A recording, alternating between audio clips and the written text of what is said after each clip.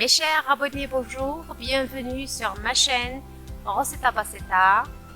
Aujourd'hui, je vous propose une tarte à la rhubarbe et pour cela, on aura besoin d'une botte de rhubarbe.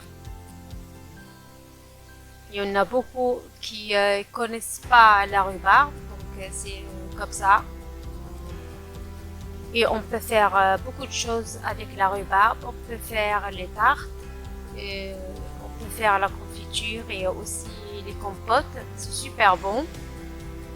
Il faut essayer tester cette recette que je vous propose aujourd'hui et vous allez adorer. Pour le sucre, moi j'ai utilisé le sucre Cranberel pour les diabétiques. J'ai pensé aux diabétiques. Et pour vous, pour les gens normaux, vous pouvez utiliser le sucre normal. Ça existe aussi comme ça en liquide, de faux sucre en liquide comme ça. Et là, vous pouvez le trouver à Carrefour, dans les grandes surfaces Carrefour, Leclerc, La U.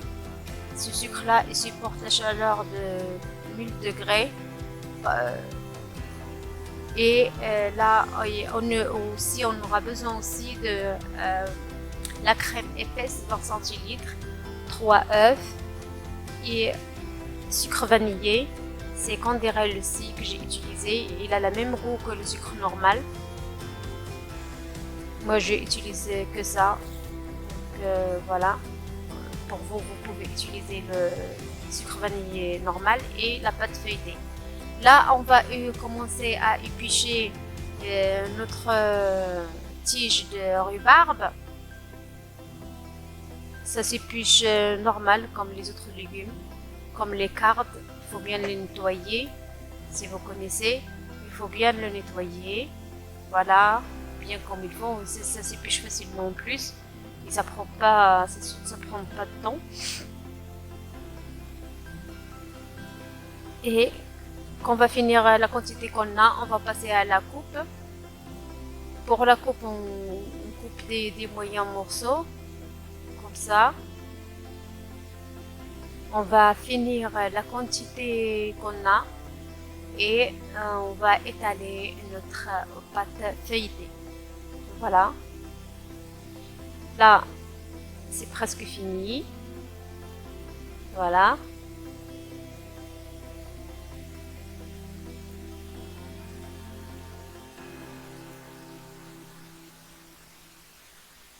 Une pelote, ça suffira largement pour faire une tarte ou deux même, deux tartes. Une grande tarte ou deux tartes moyennes. Voilà la quantité qu'on a obtenue d'une pelote de rhubarbe. On va la mettre de côté et on va commencer à étaler notre pâte feuilletée. Dans un moule, on étale la pâte feuilletée. Il faut la étaler bien comme il faut. Et il faut faire attention aussi pour les côtés parce que plusieurs fois on ne fait pas attention.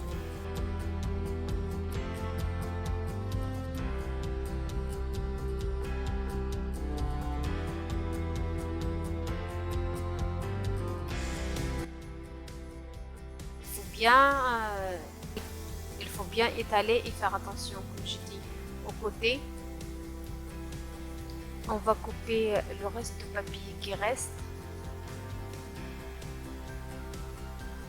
Là pour la pâte, je l'ai juste acheté. Je m'excuse, la prochaine fois on va faire une recette de pâte feuilletée. On va les préparer ensemble.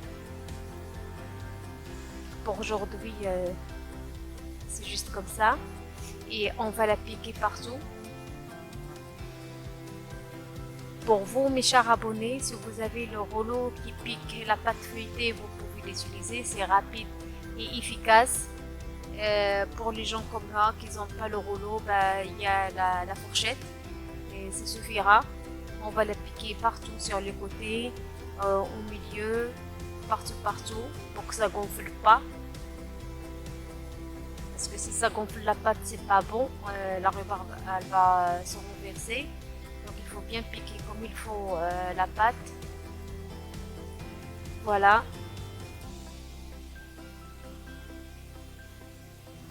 Voilà, on a fini. C'est presque fini euh, j'ai presque fini de finir toute la pâte. Voilà. Comme vous voyez, il faut bien faire sur les côtés parce que ça m'est arrivé plusieurs fois. Donc, on a fini de piquer la pâte. Là, on va verser la rhubarbe. On va mettre la quantité qu'on a. Vous pouvez faire les tartes comme ça familiales, comme vous pouvez faire des tartes individuelles. C'est comme vous souhaitez, mes chers abonnés. Voilà, il faut mettre partout. Et là, on va enfourner au four 180 degrés, 40 minutes exactement. Et on va saupoudrer le sucre d'abord. Pour moi, moi j'utilise toujours le sucre pour le faux sucre. Et pour vous, c'est comme vous voulez. Si vous utilisez le sucre normal, c'est 2 cuillères à soupe jusqu'à 2 cuillères et demie, parce que la rhubarbe, pour les gens qui connaissaient, elle est trop acide. Donc il faut le sucre, il faut mettre du sucre, 2 cuillères jusqu'à 2 cuillères et demie.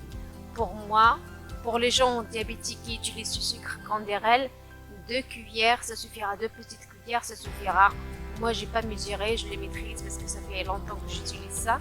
Je les maîtrise, donc je saupoudre juste sur le côté, le milieu, partout. Voilà. Parce que après, ça va mijoter du jus. Puis là, on aura 2 cuissons là à faire. La première cuisson, c'est 40 minutes. La deuxième cuisson, c'est 30 minutes. Là, on va enfourner à 180 degrés. Et on se retrouvera après. On va faire la préparation de la crème. Et pour cela, on aura besoin de la crème qui pèse les 20 centilitres, le sucre et les 3 œufs et le sucre vanille. On va casser les 3 œufs.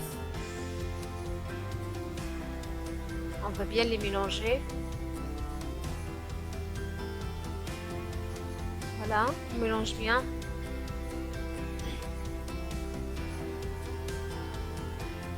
On rajoute le sucre vanillé.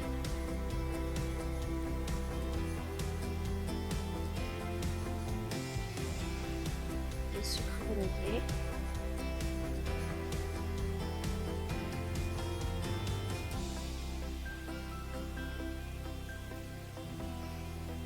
Et la crème épaisse. Pardon, le sucre. Pour le sucre liquide, il est trop sucré. Et une petite cuillère, ça suffira largement. Il faut faire attention parce qu'après, quand c'est trop sucré, c'est écœurant. Là, voilà, une petite cuillère, ça suffira. Parce qu'on a déjà mis au début, dans la première cuisson. Et la crème, on met les 20 centilitres. On va mettre toute la crème, verser tout. Et on va bien mélanger le tout jusqu'à qu'on aura une préparation de crème magnifique.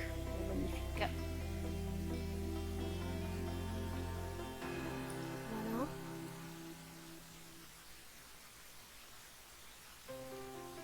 On mélange bien.